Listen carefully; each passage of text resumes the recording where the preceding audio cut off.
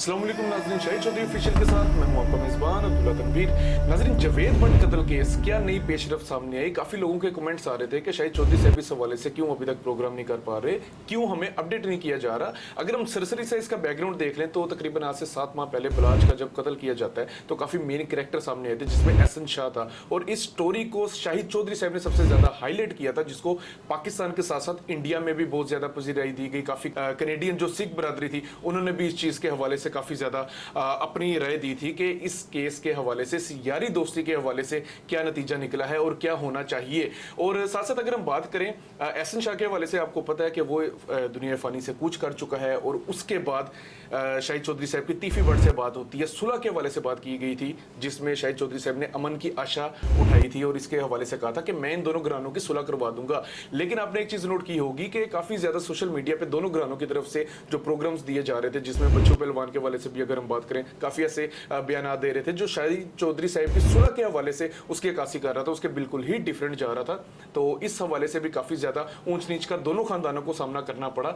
लेकिन अब latest update किया, जावेद भट्ट कत्ल हो गया, उसके बाद एफआईआर में जो नामजद मुल्जिमान थे, जिसमें कैसर भट्ट और अमीर फतेह का नाम लिया जा रहा था, जिसके बाद नई पेशरफ सामने आती है कि अमीर मुसब जो है, मुल्जिमान जब गिरफ्तार किया जाता है उन शूटर्स को, वो कहते हैं कि अमीर मुसब इसके पीछे इसका हाथ हो सकता है। इसी सिलसिले में मैं चाहूंगा हमारे senior crime analyst Shahid Chaudhary साहब से हम इस केस के हवाले से जाने और देखें जो दोनों घरानों की दुश्मनी है, क्या आया इसमें अब जो सुलह होगी वो कंफर्म होगी। अस्सलाम वालेकुम सर। वालेकुम अस्सलाम अब्दुल्ला। सर कैसे हैं आप? अल्लाह का शुक्र। सर बहुत शुक्रिया आपका हमें टाइम देने को। यकीनन मैं देख रहा था आप काफी ज्यादा वर्किंग कर रहे हैं, अपनी कई ऐसी वीडियोस हैं जिनकी आप काफी ज्यादा रिसर्च कर रहे थे, लेकिन मैं चाह रहा था आम आवाम को हम इस केस के हवाले से भी अपडेट करें। सर एक सबसे पहला मेरा आपसे क्वेश्चन था, वो इन्वेस्टिगेशन के हवाले से कहा जा रहा है कि 4 बंदों पर मुश्तमिल एक पुलिस की टीम नई तश्कील दे दी गई है। तो सर जो पहले जो पुलिस अफसरान इन्वेस्टिगेट कर रहे थे, क्या उनके ऊपर अदम एतमादी थी? नहीं, पता है क्या होता है, अदम एतमादी की बात नहीं होती ऐसे केस को ना, चूंकि ये मेरा ख्याल है कि इस सदी का जो है ना सोशल मीडिया पे कवरेज लेने वाला जो है ना, मेरा ख्याल है कि शायद इतना बड़ा केस हो कोई ना हो। इस केस को जो है ना बैनुल अक़वामी सतह पे देखा जा रहा है, पूरी दुनिया में लोग इसका देखना चाह रहे हैं कि पाकिस्तान के अंदर अगर इस तरह का वाक़या होता है ना, उसके पीछे की सारी मुहरका सारी दुनिया को पता, लोग लम्हा ब लम्हा इसके अपडेट को जानना चाहते हैं। लोग बड़े क्रेजी हैं। बलाज की जो मोहब्बत है ना, उसमें लोग पागल हैं, इसमें शक भी कोई ऐसी है सर, बिल्कुल। इतनी मोहब्बत कर दिया कि मैं खुद हैरान हो जाता हूँ कि इसके पीछे क्या वजह है। बाहर का अल्लाह ताला जिसको इज्जत दे, इज्जत मंतशा व तदिल्लो मंतशा, अल्लाह किसी को अल्लाह ताला दुनिया में इज्जत देता है, किसी का आखिरत का मुकाम बहुत बड़ा कर देते हैं। खैर वो जो है ना, इसमें अब्दुल्ला देखें आप 3-4 चीज़ें आपको मैं बताऊँगा। जो 4 आपने पुलिस अफसरान की बात की है कि बाकी पुलिस क्या रिलायबल नहीं थी या बाकी क्या पुलिस वाले ईमानदार नहीं है, आपका कहने का मतलब यही है ना। ये जो टीम थी ना, ये बड़ी पहले की, कोई 2-3 महीने पहले की एक टीम बनाई गई है जो इस सारे जावेद भट्ट के मामले को जो है ना उसको देख रहे थे कि इसके पीछे क्या मुहरकात हैं। वो अफसरान जो है ना सीनियर होने के साथ साथ जो है ना बड़ी ज़बरदस्त शोहरत के मालिक हैं, यानी कि उन अफसरान पे जो है ना तकरीबन ज़्यादातर जो मेजोरिटी, हालांकि पुलिस में लोग मुतमिन होने वाले बहुत कम होते हैं, इन अफसरान पे ना अफ्ताब फुलरवान और शहदाद रफ़ीक और जो दूसरी साथ जो टीम बनी है, सारे ना बड़े मंजे हुए हैं।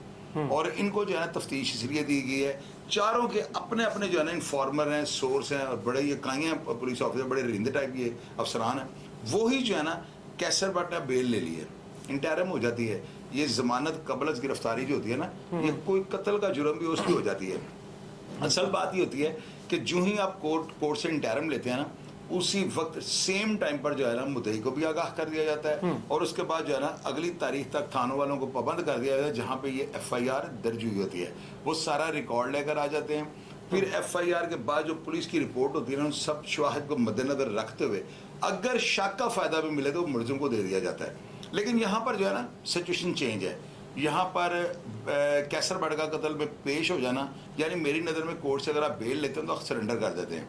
और सबसे पहली बात यह है कि कैसर भट्ट ने जो कहा वो करके दिखाया, वो भागा नहीं, वो फरार नहीं हुआ। अभी जावेद भट्ट का 40वां नहीं हुआ और कैसर भट्ट ने पहले भी मुसीबतें काटी हैं, उसको 302 का भी पता है। तो मेरी नज़र में से जो कहा वो करके दिखा दिया।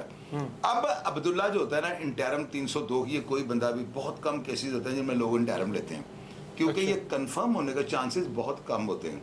आपको जो है ना, यानी कि आपकी बेल कैंसिल होनी चाहिए, पुलिस वाले जो है वो आपको साथ ले जाते हैं, मिसल के अंदर आपकी बेगुनाही या गुनाहगार जो भी होते हैं वो लिखते हैं, फिर वो जब रिकॉर्ड लेकर अदालत में पेश करते हैं, वहाँ पर जो है ना वो जज की स्वाबदीदी होती है कि वो जो है बेल ले ले, डिस्चार्ज कर दे, या कोई भी अगर जो मैटर हो ना वो जो है ना अदालत के रहम करम पर होता है। अब इसमें कैसर बड़ जो है ना, चूंकि पहले भी उसे मुसीबतें काटी हैं, सजा भी रहे हैं, बड़ा कुछ उन्होंने देखा, इसके भाई बाबर बट के ऊपर भी मुकदमात रहे हैं, दुश्मनी के ये बड़े शाखसाना रह चुके हैं, और लखो डायर पे अगर आप इनका नाम लें तो इनके घराने के नाम के साथ लखो डायर जो है ना मनसूब कर दिया गया है। ऐसे ही सर। कैसर बट को ये पता है कि 302 की बेल अगर उसने करवाई है ना, तो उसके दिल में ये बात है कि बिल्कुल वो बेगुनाह है, यानी इसका कोई इसमें कोई हाथ नहीं है, और दूसरी बात उसके पास शवाहिद मौजूद हैं, और तीसरी बात उसने इंटरम लेने से पहले जो है ना अफसरान बाला को बता दिया होगा कि मैं बेगुनाह हूँ, अफसरान सेटिस्फाई हो चुके होंगे, उसके बाद उसे कोर्ट से इंटरम ली। ये हो ही नहीं सकता कि ये इंटरम जो है कन्फर्म ना हो। सर ये कन्फर्म है?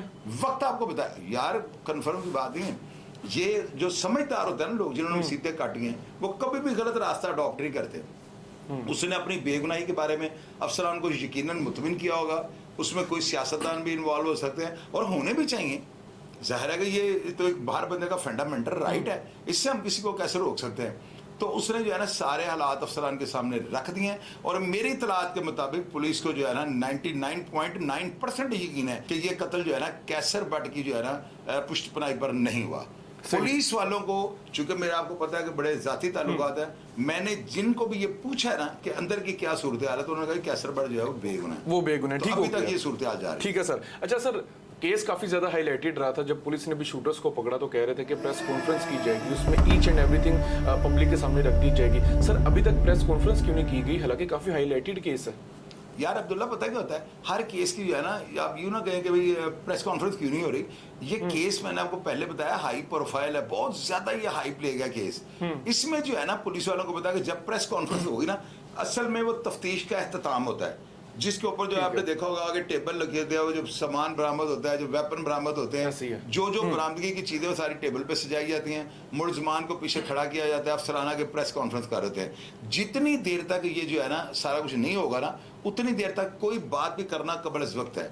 कैसर बट की बेल कंफर्म होगी, ये नोट कर लीजिएगा, 2, 4, 5 तारीखें पड़ जाएंगी।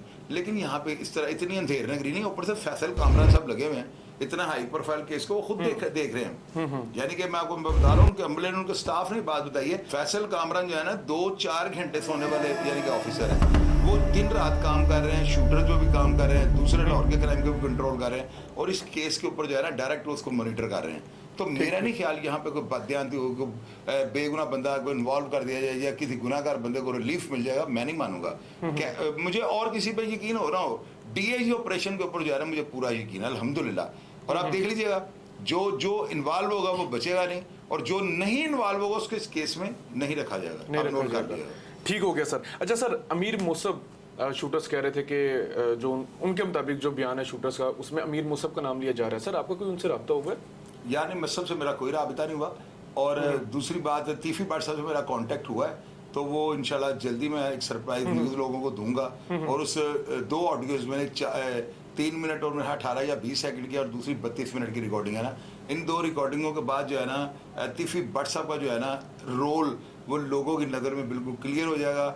और मेरा ख्याल है जो समझदार लोग होंगे ना, और जो लोग अमन चाहते हैं, और जो लोग ये चाहते हैं कि यार ये जो है ना दिए से दिया जिस तरह जलता है ना, उसी तरह जो है ना एक फूंक से सारे दिए बुझ जाएं, और ये आग जो है ना ये जो लावे की शक्ल इख्तियार कर गई है, और हम लोगों ने इसको जलाने में, इसको पहाने में, इसका मच बनाने में कोई कसर नहीं छोड़ी। अल्लाह ताला हमें भी जो है ना एक जो है एक मस्बत सोच रखने की तौफीक अता फरमाए, ताकि हम अमन की तरफ बढ़ें। तो इंशाल्लाह वो जो रिकॉर्डिंग मंजर आम पे आने लगी है ना अब्दुल्ला, आपको तो पता है स्टूडियो में आपने वो तकरीबन सुन भी ली है दोनों प्रोग्राम। सर मैं चाह रहा था कि वो 32 मिनट की है, कोई थोड़ा सा पब्लिक को ट्रेलर ही दिखा दें, कोई एक ऐसी बात जो आप समझ रहे हो कि अभी कर दी जाए। अब्दुल्ला ये मेरे असूलों के ये खिलाफ है। एक बंदा तीफी भट्ट साहब एक ऑनेस्ट आदमी है, उन्होंने मुझसे जो वादा किया वो उन्होंने पूरा किया। तो मैंने जुबान की थी, मुझे कहा था प्रेस कॉन्फ्रेंस होने के बाद ना आप इस ऑडियो को बेशक इसको जो है पब्लिक कर दीजिएगा, कोई इशू नहीं है। लेकिन जितनी देर तक आप इसमें रिकॉर्डिंग में मैंने सुना है कि वाकई वो प्रेस कॉन्फ्रेंस के बाद, ताकि लोगों को ये पता लग सके तीफी भट्ट साहब ने पहले ये बातें की हुई थी। यानी उन्होंने मुझे जो पाबंद किया ना उसकी रीजन ये है ताकि मैंने आपको सबको बता तो दिया कि रिकॉर्डिंग मेरे पास पड़ी, डेट ऑफ 32 मिनट की और 3 मिनट 18 सेकंड की। ठीक हो वो जो 3 मिनट 18 सेकंड है उसमें बलाज ऐसी बातें कर रहा है कि आप पब्लिक में फैसला कर रहे हैं, मैं किसी की साइड नहीं लूंगा, मैं ऑडियो आपको सामने रख दूंगा। उसमें जो है ना पहले से बालाज की ऑडियो में पहले से कट लगे हुए हैं। अच्छा, मैंने प्रोग्राम किए हैं बाहर, जो मैंने इंटरव्यू दिया उसमें मैंने कहा है कि मुझे पब्लिक ये बताए बालाज उसके साथ जो था एहसन शाह उसका पंजाबी बोलता था या उर्दू बोलता था। तो अगर वो पंजाबी बोलता था तो फिर इसका मतलब बालाज जो है ना बात उसके साथ नहीं कर रहा, यानी बात किसी और से कर रहा है और उसने रिकॉर्डिंग कर रही है। अगर वो उर्दू बोलता था तो फिर रिकॉर्डिंग में देखना पड़ेगा कि बालाज उर्दू बोल रहा है या पंजाबी बोल रहा है। ये बड़ा मैं ना सेंसर्ड आपको बयान दे रहा हूँ। दोनों बातों को सुनने के बाद आप फैसला नहीं कर पाएंगे बालाज पंजाबी में बोल रहा है या ऑडियो में जो है उसकी बात जो उर्दू में हो रही है। ठीक। मैंने इस तरह से आपको जो है ना ये बात बताई है। रीजन मुझे पाबंद किया गया कि प्रेस कॉन्फ्रेंस तक ये नहीं निकालनी, और जब ये रिकॉर्डिंग मंजिल यहाँ पे आएगी आप लोगों ने फैसला करना है ठीक है कि अगर उसकी जगह आप होते और इस तरह आपको थ्रेट किया जाता कि जी वो रॉकेट लॉन्चर या इस तरह हमला कर दिया जाएगा, तो फिर क्या आप होते तो क्या करते? ठीक है, यहाँ पे क्या फैसला सर ये जो रिकॉर्डिंग की आप बात कर रहे हैं ये वही रिकॉर्डिंग है जो आपके पास आई है जो तीफी बट को सुनाई गई थी? इस रिकॉर्डिंग का आप देखें मजे की बात, अब्दुल्ला मेरे सोशल मीडिया पे जो पहले प्रोग्राम से ना मैं वाहद बंदा हूँ इस धरती के ऊपर जिसने बालाज केस को जो है ना इतना कुछ ज्यादा रिपोर्ट किया है कि पूरा पाकिस्तान का जो है ना इलेक्ट्रॉनिक मीडिया और डिजिटल मीडिया मेरे ऑफिस में है। यानी इस बालाज केस में कोई बता बोल नहीं रहा था। मैंने लम्हा ब लम्हा जो है ना पब्लिक को जो मैंने हर हकीकत से जो है आगाह किया है। अब इस केस के अंदर जो है ना जो इस वक्त सूरत हाल बन चुकी है, मेरी बात कागज के ऊपर आप नोट कर लो, अब सुलह में कोई भी जो है ना देर या रुकावट नहीं है इंशाल्लाह ताला।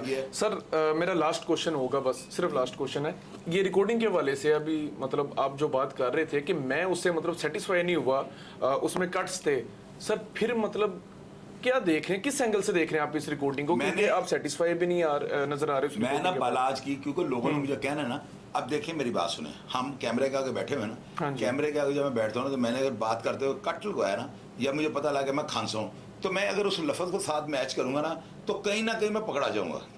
इसका तरीकाकार ये होता है अगर कहीं पे मैंने सांस लिया या खांसी किया ना तो मैंने पिछला पैराग्राफ सुन के ना जहां से मैंने वो अबारत शुरू किया ना वहीं से उसी टेम्परामेंट पे, यानी कि 19 वॉल्यूम है ना तो उसको 19 वॉल्यूम पर रख के मैंने अगली बात स्टार्ट करनी है ताकि आपको जो कट लगा हुआ है ना वो नजर ना आए। मैं ऑडियो सुन के ना दावे से ही बात कर सकता हूँ कि जिस बंदे ने भी ऑडियो जाके तीफी भट्ट को सुनाई है ना उसने बीच में थे, जाहिर है मैं बात कर रहा हूँ अब्दुल्ला, मैं आपका नाम तो लेता हूँ ना, ये चीजें कट हुई हैं। कंटिन्यू जो वो स्टेटमेंट दे रहे हैं ना 3 मिनट और अगर यानी कि कुछ सेकंड्स की, उसके अंदर जो है ना बेशुमार मुझे कट लगे हैं आवाज के वॉल्यूम से, यानी पता लग जाता है। एक मैं बात आपसे कर रहा हूँ मेरा लहजा वो क्यों, अगर यकदम फिर मैं स्लो से ऊपर आता हूँ तो इसका मतलब बीच में काट रहा हूँ। आप लोग जो है ना बड़ा बेहतर फैसला मेरे से ज्यादा लोग आपको नहीं लगता? सुन लें, मैं इसलिए बता रहा हूँ कि लोग मेरे ऊपर गिला ना करें कि मैंने कट लगाए हैं। कट ऑलरेडी इसके अंदर है। रही बात तीफी भट्ट साहब वाली, उसके अंदर एक दो बातें ऐसी थी जो तीफी भट्ट साहब ने मुझे अपना छोटा भाई समझ के मेरे साथ की हैं और उनका इस केस से भी कोई ताल्लुक नहीं। वो बातें वो तो मेरे पास अमानत है, उनको तो एक साइड पे कर दें। जो 32 मिनट की सुलह और इस मर्डर के बारे में रेलिवेंट पोर्शन है वो जरूर मैं लोगों को दिखाऊंगा, लोगों को सुनाऊंगा। फैसला लोगों ने करना है, लोगों ने करना है। यार देखो मेरी बात सुनो अब्दुल्ला, मैं यहाँ पर बैठ के एक पार्टी के खिलाफ हो जाऊंगा ना और दूसरी पार्टी के हक में हो जाऊंगा तो हमारे ऊपर जो है ना टैग लग जाएगा। जिस तरह कुछ जर्नलिस्ट हैं उन्होंने किसी पार्टी को सपोर्ट किया उनके ऊपर टैग लग चुका और ये सारी जिंदगी नहीं अब उतरना। मैं नहीं चाहता हूँ मेरे ऊपर किसी की छाप लग जाए, मेरी मजबूरी ही होती है। मैं कहता हूँ कि जो मैं बात कर रहा हूँ ना, अभी मैं प्रोग्राम करता हूँ ना दुश्मनी होगी, मुझे एक साइड से धमकी आती है ना तो मैं खुश नहीं होता हूँ। जब मुझे दूसरी पार्टी की भी धमकी आ जाती है ना तेन नहीं छट रहा तो मैं कहता हूँ इसका मतलब प्रोग्राम बैलेंस हुआ है। ये चीज अभी तक पब्लिक को समझ नहीं आ रही। कभी मैं बालाज के खिलाफ को बात कर देता हूँ, उनकी फैमिली के खिलाफ हो जाता हूँ। मैंने नहीं कहा था कि मसहब वगैरह से जो है एक मर्डर होगा, बंदा को दफना दिया, फिर उसके बाद मुझे मसहब ने फोन पे कहा कि आपने ये गलत प्रोग्राम अपलोड कर दिया, ये टाइम नहीं था। तो मैंने मसहब के कहने पे दोनों प्रोग्राम डिलीट कर दिया, लेकिन मेरी बात रियलिटी से जो है ना बिल्कुल कनेक्टेड थी। अब इसमें आप ये देखें कि इस केस के अंदर जो मैं आपको प्रेडिक्शन करता आ रहा हूँ वो सारी दुरुस्त जा रही है। कोई एक बात आप साबित कर दे जो मैंने की और वो गलत हो गई हो, तो यहाँ पर तकरीबन सेम सिचुएशन है। मैं इंशाअल्लाह ताला जो बातें कर रहा हूँ ना, और मैं 12 दफा आप लोगों को कहता हूँ कि मैं पार्टी नहीं बन सकता यार। बिल्कुल सर, आप लोगों ने जो मुझसे तवक्कुल हो गई वो मैं नहीं कर सकता हूँ, मेरी मजबूरी है। मैं अपने पर बालाज या तीफी भट्ट की छाप लगा लूँ, सुलह होनी है नहीं होनी है, बंदे मर रहे हैं नहीं मर रहे हैं, तो हम यहाँ पे बैठे हैं हम आज अपने मुसीबतें गले में डालते फिरें। बिल्कुल मेरी नजर में जो है ना मुनसिफाना रिपोर्टिंग ये है कि आपको अभी तक समझ ही नहीं आ रही कि मैं किसकी साइड पे हूँ। अभी कोई मसहब वगैरह बुरा काम कर रहे सबसे पहले मैंने इनके खिलाफ बोलना है। यहाँ पे अभी तीफी भट्ट की कोई रिपोर्ट आ जाए मैं तीफी भट्ट साहब को पकड़ के घुमा के रख दूंगा, आप नोट कर लीजिएगा। लेकिन यार अभी तक मेरे साथ सैफुल्लाह न्याजी का फटा पड़ा, कितना फटा पड़ा, मैंने पता नहीं क्या क्या उनको बोल दिया। जब कंप्रोमाइज हो गया, अब अगर मैं मुंह से, मैंने कल प्रोग्राम किया है उसके अंदर मैंने फिर एक दो लफ्ज मैंने बीप लगा दी ऊपर, रीजन सुलह हो चुकी है। अब ये मुनाफकत है कि अभी मैं सैफुल्लाह न्याजी के बारे में दिल में को बात रखूं। अभी वो पहले वाले प्रोग्राम में जो मैंने कहा वो अभी भी लगे हुए हैं, कंप्रोमाइज की वीडियो वो भी लगे। ये मुनसिफाना और मुसावी रिपोर्टिंग। बिल्कुल सर, दोनों पार्टीज का मौकफ लेना चाहिए। अच्छा सर, बस आखिरी क्वेश्चन है, फिर हम अपने प्रोग्राम को वाइंड अप करते हैं। सर ऑडियो के हवाले से, क्योंकि आप कह रहे हैं आप मुतमईन नहीं है, सर क्या ऐसा हो सकता है कि एहसन शाह के अलावा किसी और बंदे ने दी हो, क्योंकि नाम तो बीच में कटे हुए हैं वो जिससे मुखातिब था। मैंने इसीलिए जो है ना मैं उसके ऊपर रिसर्च कर रहा हूँ ना। अब्दुल्ला, आप मेरी बात को नोट नहीं कर रही, ये छोटी बात है। पहले मैंने, हालांकि मैं अगर वो बीच में से जो लोग कहते हैं भाईजान भाईजान कह रहा है, अगर मैं काटना चाहता ना तो मैं काट देता। मैंने इसलिए नहीं काटे कि यार व्हाट्सएप को ये मैसेज आए कि यार वाकई ये बंदा इज्जत करनी जानता है, इसलिए पूरी रिकॉर्डिंग एज इट इज। मैं जहां पे मर्जी भाईजान एक दफा क्या के बाद में ना कहता, लेकिन मैंने एज इट इज चलने दिया ताकि लोगों को पता लगे। मैंने जो है ना उनका छोटा भाई बन के, एक दोस्त बन के, एक जो है ना एक आम सा आदमी यूट्यूबर बन के जरा रिक्वेस्ट करके उनसे इंटरव्यू लिया है, ताकि उनकी दिलनजारी ये ना हो कि मैं लोगों को अब ये कहूँ क्या देखो तीफी बटर लाइन पे आ गया। मैं जहां पे चाहता अपना सवाल खुद से बनाता, साथ लगाता, एडिट कर देता, लोगों को यही पता रहा शाहिद चौधरी बड़ा वध के बोले है, और लेकिन अल्लाह के बंदे अगले बंदे की दिलादारी हो जानी थी। ये वो रिकॉर्डिंग्स नहीं है जिनमें साथ पीछे म्यूजिक भी लगा दूं, सारा कुछ डाउटफुल हो जाना है। साकब निसार की ऑडियो थी, वो जो जस्टिस से पहले जो रिटायर हो गए, तो उस रिकॉर्डिंग में साथ म्यूजिक चल रहा था, वो क्या था, वो बीच में गड़बड़ थी। तो मैंने एज इट इज भाईजान कहा है, नहीं कहा, जो भी कहा है नहीं कहा, अच्छा लगा बुरा लगा, मैंने गलत कहा सही कहा, इन चीजों को छोड़ दें। मैंने एज इट इज आपके सामने रख दी। तीसरी व्हाट्सएप की इस रिकॉर्डिंग के अंदर दो चीजें मैंने सिर्फ वो जो है वो नहीं गैर मुनासिब है, वो मैंने साइड पे कर दिए। बाकी 32 मिनट की रिकॉर्डिंग आपको मैं कंटिन्यू सुनाऊंगा, और इस रिकॉर्डिंग को सुनने के बाद यार आप सब लोग सोच में जरूर पड़ जाएंगे, मेरा वादा है आपके साथ। बिल्कुल नाज़रीन, आप देख रहे हैं तीफी भट्ट के हवाले से एक्सक्लूसिवली जो उन्होंने इंटरव्यू किया शाहिद चौधरी साहब के साथ, इनको जो अपनी रिकॉर्डिंग भेजी है वो भी हम आवाम के सामने रखी जाएगी। और बलाज की भी जो सर कह रहे हैं कि जो रिकॉर्डिंग का मुझे क्लिप मिला है, गो के सर इस ऑडियो से मुतमईन नहीं है, लेकिन फिर भी उस चीज़ को भी आपके सामने लेकर आएंगे। और सुलह के हवाले से भी बात करें तो शाहिद चौधरी साहब का यही कहना है कि इंशाअल्लाह ताला लाजमी सुलह होगी दोनों घरानों में। प्रोग्राम का फीडबैक जरूर दीजिएगा। इसी के साथ अपने मेज़बान अब्दुल्ला तनवीर को इजाज़त दीजिए। अल्लाह निगहबान।